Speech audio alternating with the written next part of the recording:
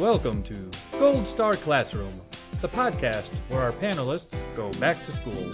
We'll grade them on their answers to a variety of general knowledge and trivia questions. They don't know what we're going to ask, and we don't know what they're going to say. The student with the highest grade at the end of the class will win the coveted classroom prize, the Golden Banana. I'm your host and headmaster, Professor Jerry Jaffe. Welcome to today's episode of Gold Star Classroom. I am, as always, your host and headmaster, Dr. Jerry Jaffe, and it is my pleasure to introduce today's students. On my right, an actor and comedian from New York, Mark Riccadonna. Groovy music, man. Thanks for being here. On my left, sir, comedian and writer from Boston and now New York, Sean Lynch. Howdy dowdy. Howdy dowdy indeed. Howdy dowdy indeed. And sitting across from me today is comic and professional turtle appreciator, Tim Danko. Thanks for having me, Jerry. Who told you how much I love turtles? It's an not open a secret anymore? It's an open Okay, secret. it's okay. We're all aware. Yeah, it's one of the things we admire about you. Turtles, being a subset of all human knowledge, could be your key to success today, as I'm going to quiz and test all of you on subjects ranging the expanse of human knowledge in an effort to test you, and as any good teacher would, assign grades. At the end of the class, the student with the highest grade will win the coveted classroom prize, the Golden Banana. Golden Yeah. Sounds fantastic. Are you gentlemen ready for your first quiz question? I'm more than ready. Yes. We're going to get into a topic. Sean, you can't cheat on your phone. Please, Sean. Damn it. No classroom, no phones in the classroom. All right. It's poor classroom etiquette. Damn it. And And you minus can 5 Google points for swearing. Now, You're in the hole. Make him wear the dunce hat. I decide who wears the dunce hat here. Minus 10 points for Tim Sorry, Danko. Doc. I'm sorry. We all had 40 points. Here is your first quiz Anyone who question. gets a zero is going to win this. Can you name the planets of our solar system? Gentlemen.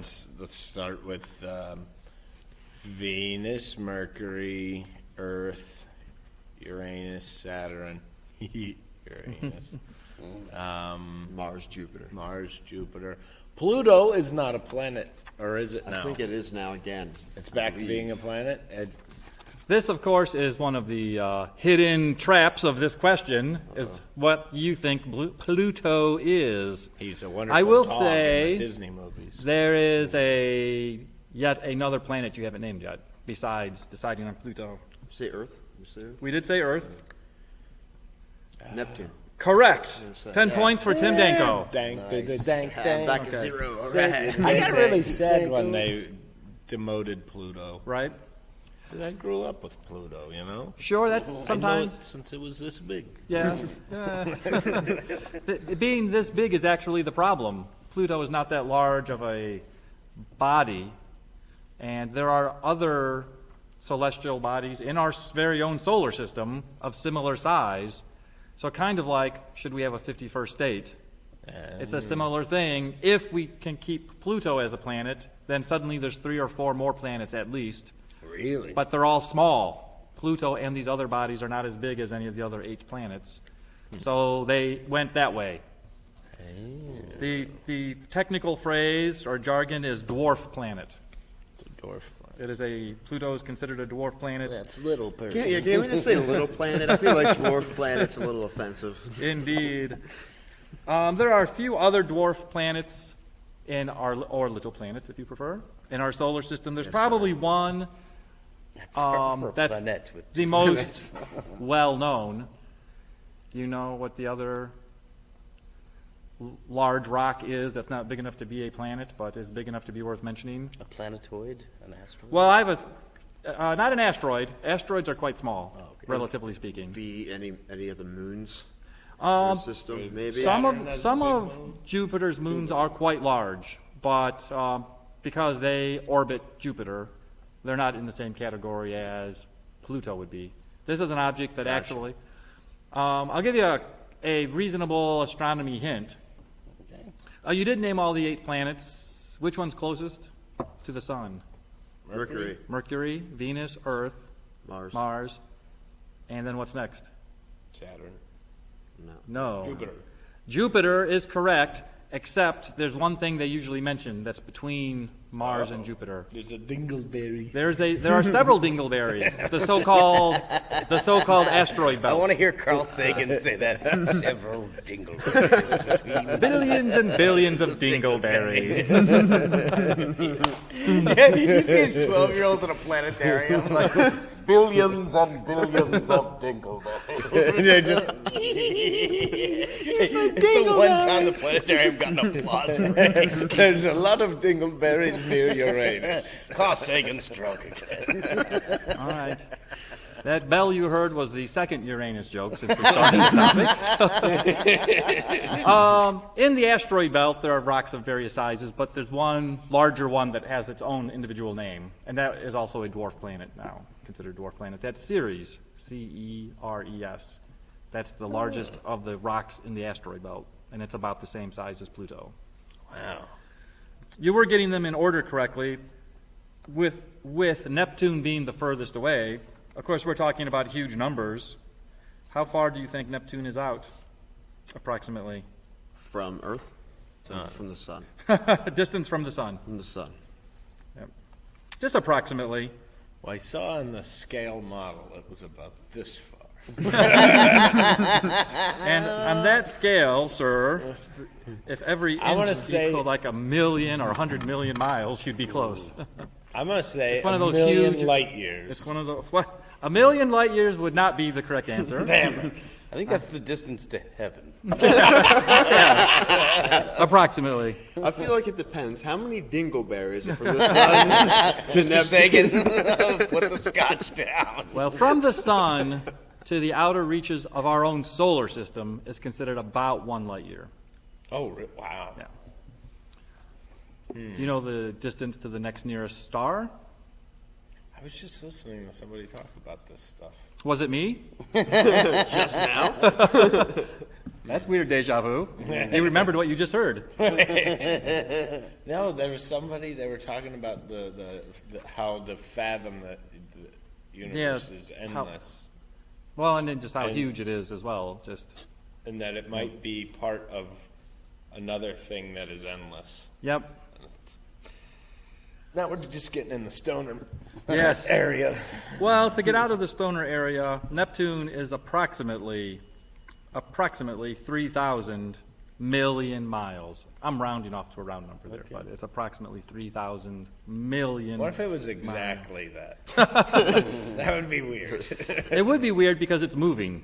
So it would have to be like exactly that all the time. It would have to be like such an intricately perfect circle that now the whole solar system is about a radius of about 1 light year. The next nearest star is about 4 light years away. That's Proxima Centauri, Of course. But I mentioned that Naturally. because I have one more planet-related question for you. This Planet is of the Apes. Sock it to me. Captain Planet, Earth. no 5 points, minus 5 points, 10 points. I'm not sure why. You know what? Mark has the Captain Planet mullet, so he maybe should be a couple bonus points, maybe. For that gorgeous mullet, 1 gold star. Outside of our own Putting on Earth, my T-top. so outside of our own solar system, what is the next closest planet? Anyone know? Tatooine. Tatooine. Sacagawea. I don't even... Planet Hollywood. Zuma. Let's see. This question really tests your knowledge of astronomy because it's, I wouldn't quite say it's obscure, but you'd have to be a fan of astronomy. You know that if you just watch the news, they're now starting to find planets that other star systems have planets too. And they've known that for a while, and every once in a while they'll pop up on the news, here's another planet, here's another planet. But what people probably don't realize is that there's another class of planet that nobody ever talks about, that's only been known about for a few years. The astronomers' jargon is rogue planets. There are planets that don't circle stars. They are considered to be circling the galaxy itself. They're the Sarah Palin of They can see Earth from her back porch. I wonder how the Olympics was. We should have just asked her. 'Cause she can say.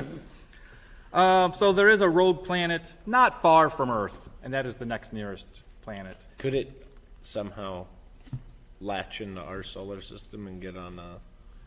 It's probably too far for that to happen in any likely scenario.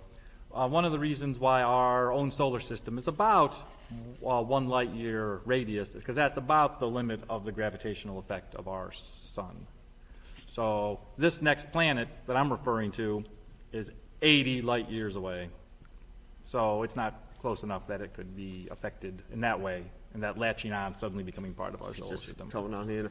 I used to be a loner planet, but sometimes you just need some company, We went union. I heard you guys don't like Pluto anymore, so figured you need a new number 9. Replace that little faggot. As astronomers identify objects, and like as an amateur astronomer, if you identify a new object, you get to name it. So that's fun. That's fun. Oh yeah, that's reason enough to buy a telescope right You would there. have bought a telescope. But there are so many objects and so many professional scientists that a lot of these objects are named by catalog numbers. And I mention that only because the name of our nearby rogue planet, that's the closest. TK429. Even that would be more interesting than PSO J318.5-22. Oh, I thought that was a school on the Upper West Side. Wow. It should be. It should be. All right. Well, that is the end of our first quiz question. As I tally your scores so far, I noticed that all of your grades are divisible by 3. And it has been noted that I often use constructive criticism to build up my students and that I should try to be more positive sometimes. So I have a list here of over 100 random ways to praise your child. And here's one for you guys. You're a treasure. Hey. Living I feel treasure. I do feel better. I do. Now, that gentlemen, really picked me up. I have a phrase. It's a phrase I'm sure you've heard before. And You suck. well, I know you've heard that before. What he didn't tell you is that he also calls the lint in his belly button a treasure. I have stories about that lint, but I'll tell you later. Here's a common phrase. I'm sure you've heard it. For all intensive purposes. But do you know what that phrase actually means? Carry on. For all Intensive purposes. intensive. See, my whole life I had it wrong. I thought it was for all intent and purposes.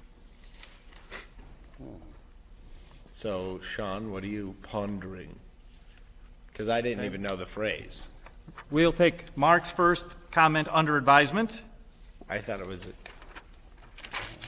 For all intensive purposes. Have you never heard the phrase for all intensive no. purposes? I had it. I thought it was for all intent and purposes. Every So- relevant purpose, relevant reason, for all relevant reasons. For all relevant reasons, something like that. Sean, what do you think? I always thought the phrase was for all intensive purposes, as if we're For all intensive purposes. yes, For all intensive purposes. yes, I think that's what I said. I have to Yes. go back and check the tape. yes. Right. And Tim offered a possible definition, and Mark said he heard it differently. Yeah. Or thought it was a slightly different I phrase. was wrong my whole life.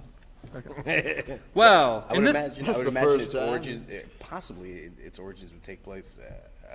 It's some sort of it's a medical phrase, I guess. I don't know. could have medical Yeah. connotations or Yeah. denotations. Well, Mark Riccadonna, you get an A. Because, in fact, the correct phrase is for all intents and purposes. For that. And it is a kind of legal jargon that you might find in a contract or some other legalese. But in everyday speech, people often say, for all intensive purposes, erroneously. Erroneous. But there are a whole list, like linguists or people who study language, of these phrases. Cupboard. It's supposed to be cupboard. Well, this is slightly different, but I know what you mean. But this is where, because of hearing it, people have turned it into the wrong phrase, and now the wrong phrase gets used in conversation, especially in conversation, but sometimes in writing, and people don't necessarily realize they're using. Sandwich. Well, that's sort of the vagaries of how words and spelling develop, cup of board and sandwich. This is like, have you ever heard anyone refer to Alzheimer's as old-timers disease? Yeah, Tim has. So I do that all the time with music. I'll hear a song and I hear it wrong, and then I'll like just keep singing. yeah, there's a Huey Lewis song where the elbow is barely breathing. No, the lyric is the old boy is barely breathing, but it sounds like he's saying the elbow is barely breathing. So that's that mistake is common enough that there's a word for it. Like linguists have developed a word for this error. Does anyone come across this before? Do you know what the technical word for this type of Screwing up. screwing up is? That's the technical talk. Those are lawyers speaking. Have you ever come across anyone who would call an acorn an eggcorn? Sometimes acorns are called eggcorns. Eggcorn. And that is what linguists have adopted for this error. They're now called eggcorns. Acorns? E-G-G corn, eggcorns. Wow. We were just talking about when people splice words together and it becomes like, you all. And then in the South they say y'all. Y'all, sure. And then in Pittsburgh it's yins, which comes from you ones. You ones, yins, sure. Became yins. That's kind of like an eggcorn. Right. Well, Eggcorn just sound right. I prefer like a phoneticard or something. This whole world is just filled with acorns and dingleberries.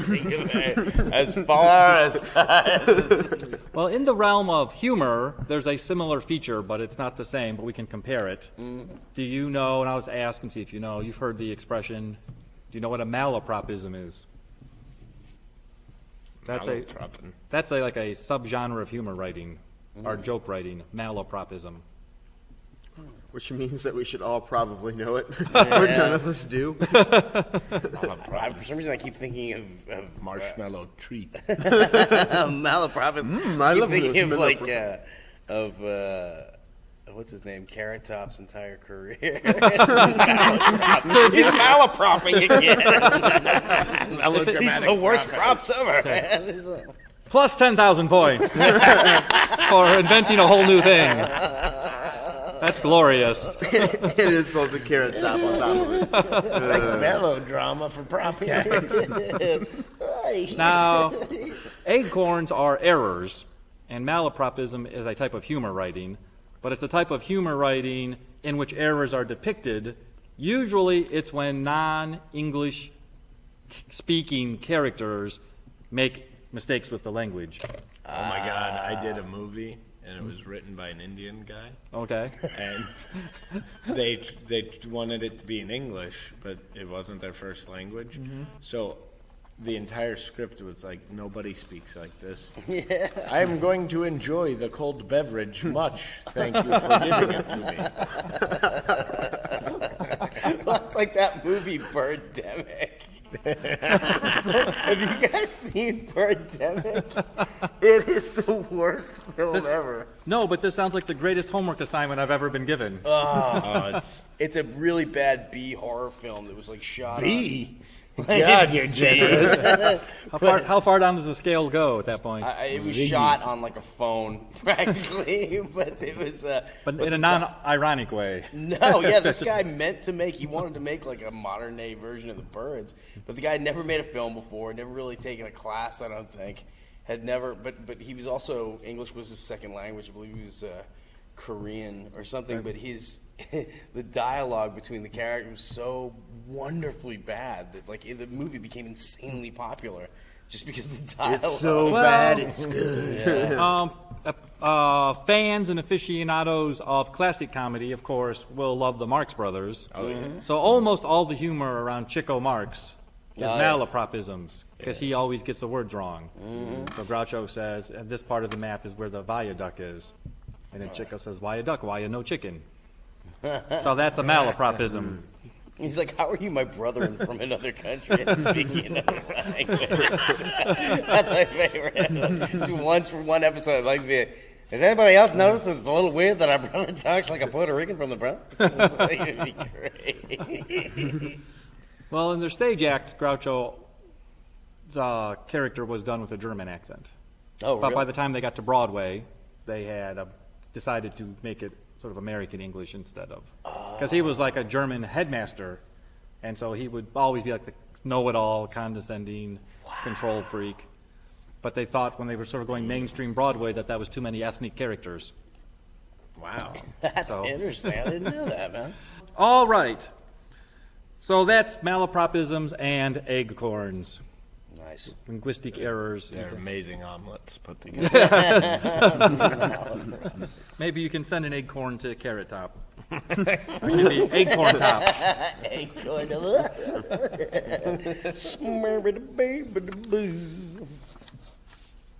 Well, I'm going to need to start working on your grades here, and you're going to need to start working on your answers. But you have one more chance to redeem yourself. Oh, thank you. I'm going to start with a simple question, and then we'll expand into some of the more complicated parts of this question. What do the letters ZIP in your address stand for? In America, we have a thing called the zip code. What do the letters ZIP actually stand for? Ooh. Man. That's a good one, isn't There's it? not a lot of Z words. Man, zoning, I'm guessing. P is in proximity. Immediate. I don't know. I don't know. This is me guessing. Zipper. One of your words was right, so Zoning? you get a 33%. Okay. Nice. Actually, zone, so 30%. Zone. Okay. Minus Zone 3 for the in- ing. So zone, the Z stands for zone, and then I and P stand for Internal? Initial. In. Zone in do you property.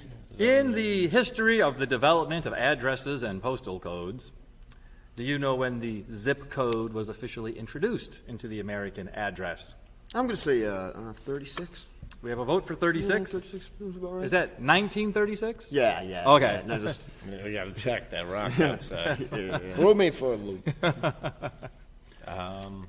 Gosh, I would actually say earlier, like 1907 or something. I'm going to say even earlier than that because I'm thinking Pony Express. They had zip codes or whatever to which Pony Express you would take it to. So I'm Yeah, going it to is. say I always picture the Pony Express that these have a package that says Bob's House, Denver. Because there just wasn't that many people around. That is kind of how it was in the 19th century. The use of zip codes or otherwise formalizing addresses is a 20th century series of developments. Before they had the zip code, earlier, I won't say as early as 1907, but earlier part of the 20th century, by 20s and 30s, the post office started using zone. They just had ZPs. zone in place. ZPs. And then that helped, but it was also irregular. So it helped for a while, but then it became part of the confusion. Okay. So then they had to improve it even more and regularize it thoroughly. Zone improvement plan. Zone improvement plan. The zone improvement plan also had a second component to it, by the way, which was OH stands for. Ohio. So the regularizing of two-letter abbreviations for all 50 states was part of that same set of reforms. Cliff Claiborne was here. He would have got it. That question had Cliff Claiborne written all over it. Yeah, contrary to popular belief. This use of some version of zip codes, which is sort of like numerical grids over cities and states to help mail services and mail carriers deliver their mail, is a 20th century development around the world. In the United States, we adopted the ZIP reforms in 1963. Wow. 1963. And as you might guess, by such a late-sounding year, we were not the first country to experiment Really? with zip codes. Really? I have here a list of some of the countries who started experimenting with what's sometimes called modern postal codes. You probably will never guess the country. China. No, that first introduced a modern postal code system. I'll tell you the year we're talking about is 1932. Just because he said you'll never guess, I'm going to say Mexico. Okay, we have a guess for China, a guess for Mexico. Any other guesses? You'll get so many gold stars put on your face if you can guess this. Luxembourg. Oh, Japan. It's Japan, because that's where he lived. I have lived in Japan, that is true. Japan has the worst postal zoning system of any modern country. There's so many people, isn't there? No, it's just the way they have it organized is through a different, almost like psychological, mathematical model. So I'll tell you stories Belgium. later. The correct answer is the Ukrainian Soviet Socialist Republic was the first country to introduce a modern postal code. Back in my country. They didn't even have toilets yet. They had a postal service. Yakov Smirnov. Each one of your questions have a comedian mascot. The Germany 1941, Argentina 1958, the UK 1959, the United States 1963. Wow. And of course, now the United States uses a system called Zip Plus 4. Do you know when that started? Search me. I'm going to say 2011. 1983. Bing, bing, bing, bing, we have a winner, the 1980s. There's not a specific year because Okay. it was incrementally implemented. And even now, it's not a 100% requirement, although the post Who office likes uses to see those it. usually? Businesses, institutions, government yes. offices. But for your household postage, it doesn't really. I don't even know mine. Yes, no. Who does? Few people do. Do you know yours, Mark? Your plus 4? Do you know your plus 4? No. You know your zip code. You want to hear something crazy? Here's a little known fact. My parent zip code is my gym membership number at Planet Fitness. Just by coincidence? Yeah. All right. Completely weird. Nice. I'm glad you bring that up because we've reached the part of the show. How do we forget about Planet Fitness? Oh, all the way around. man. And that is a full circle. All right, so while I'm calculating your final grades, you each get one more chance at extra credit. You may I already share. said Planet Fitness. So, You wish to offer that as your extra credit offering for today's class? not if I get another one. You do get another one. All right. Everyone gets one more chance to say something intelligent sounding. Who's ready, students? Let's start. Remember, this could decide who actually wins the coveted golden banana. This is a big moment. This is a big. All right. Since the coincidence thing about Planet Fitness, my best friend from high school Yes? has the exact same phone number with a different area code as my Oh, wife. really? Her cell phone number. Is your wife your best friend from high school? No. Okay. But it was a different area code. Instead of 330, it was 215. But then the rest of the number was the same. That is quite a mysterious occurrence. God's running out of things. I'm seeing the same extras over and over. Yep. Starting to see that this is, what was that, Jim Carrey Carrie movie, yes. Yes. At any moment. Yeah, it's just a light's going to fall out of the sky.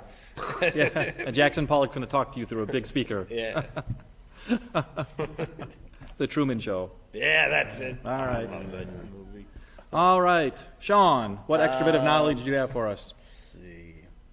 Does anybody know Sherlock Holmes's address? Anybody? No? Cocaine 101 Street. 23B Baker Street. Yeah. Yes. Why, yes. We're Sherlock buddies now. Yeah. That was awesome. So the answer to You're your the question, first person Sean, that is I've yes, ever someone had does. somebody get that right. Yeah. Well, you nor any of my students will be surprised to discover that I have, in fact, read every single Sherlock Holmes story. I was a huge fan of that Yes. growing up, man. Sherlock Yes. Holmes is awesome. Tim Danko, please shed some light on the Yeah, proceedings. I've been thinking about it. And, I think I'm going to go with Motorhead. Don't do more than 4 bars, please. No, that's all I got. That's all I wanted to do. is Okay. that part. Yeah. We can't. Well, it was in parody. Parody, yes. Now we have acorns, malapropisms, and parody all going in the same classroom. It's out of control, I tell you. It's the zaniest podcast. Bedlam. This is the zaniest podcast in the classroom ever. All right, well, that just leaves it to me to calculate the final grades, and we've determined that with a score of 1, Tim Danko wins today's Golden Banana. Danko with I've got the golden banana. Danko's gonna eat it like a toothless Robert monkey. Goulet brings him out. You're our golden banana boy. So that just leaves it for me, your host, Dr. Jerry Jaffe, to thank you, my students, Sean Lynch, Thanks for having me. Tim Danko, Thank you. and Mark Riccadonna. I'm gonna wear a banana hammock tonight at the show. Too much information. And we'll Thank see. you and good night. Gold Star Classroom is written and produced by Jerry Jaffe. Our producer and engineer is Stephen Gutierrez. Original music composed and produced by Jeff Geddert. Mr. Geddert is also our assistant producer. All commentary and opinions expressed by guests of Gold Star Classroom are meant for entertainment purposes only. For Gold Star Classroom, I'm Jerry Jaffe.